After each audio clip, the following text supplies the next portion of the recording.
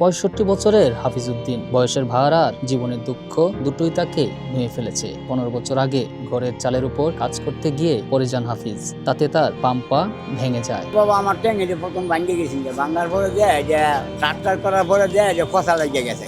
ফসা লাগিয়ে দেওয়ার পর তারপর ডাক্তাররা বললো যে না, আপনার এটা তো রাখা যাবে না, এই ট্যাঙ্কটা কাটতে লাইন লাগবে। তোমার হাড়ের ভিতরে যে ক্যালসিয়ামটা, এই ক্যালসিয়ামটা তোমার নষ্ট হয়ে উঠে উঠতে তার জায়গাকে, যার ফলে এটা কাটা ছাড়া আর কোনো উপায় গতি নাই। সময় মতো চিকিৎসা না হয় পায়ে পচন ধরে। পরে চিকিৎসকরা জানান এটি গ্যাংগ্রিন, বাঁচাতে হলে পা কেটে ফেলতে হবে। একটি পা হারিয়ে হাফিজউদ্দিনের জীবন থেমে যায়নি, কিন্তু বদলে গেছে তার পথ চলা।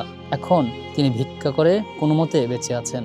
ভোর থেকে দুপুর পর্যন্ত রাস্তার পাশে বসে থাকা, মানুষের দয়া দাক্ষিণের দিকে চেয়ে থাকা, এটাই তার দিন যাপন। কি চামন বাবা, আমার ছেলেটা যদি একটা চাকরি মাকরি হইতো তখন আমার আর এই কাজ দাঁড় করার আমার এই কাজ দাঁড় করলাম না। আমার ছেলের একটা আয়া পরীক্ষা দিয়েছি, মানে সে ফিল করছে, কিছু নাম্বারে ফিল করছে।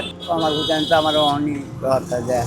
বাবা আমি এই আশায় আছি যে আমার ছেলের একটা চাকরি মাকরি হইলে আমি বাবা আমি আর এই কাজ দাঁড়ানি। হাফিজউদ্দিন ভিক্ষা চান না, তিনি চান একটু সাহায্য পেলেই আমি নিজের মতো করে কিছু করতে পারবো। ভিক্ষা চাই না, কাজ চাই। তার চোখে এখনো বাঁচার স্বপ্ন আছে, নিজের আয়েই চলবে, কারো কাছে হাত পাততে হবে না, এটাই তার একমাত্র চাওয়া।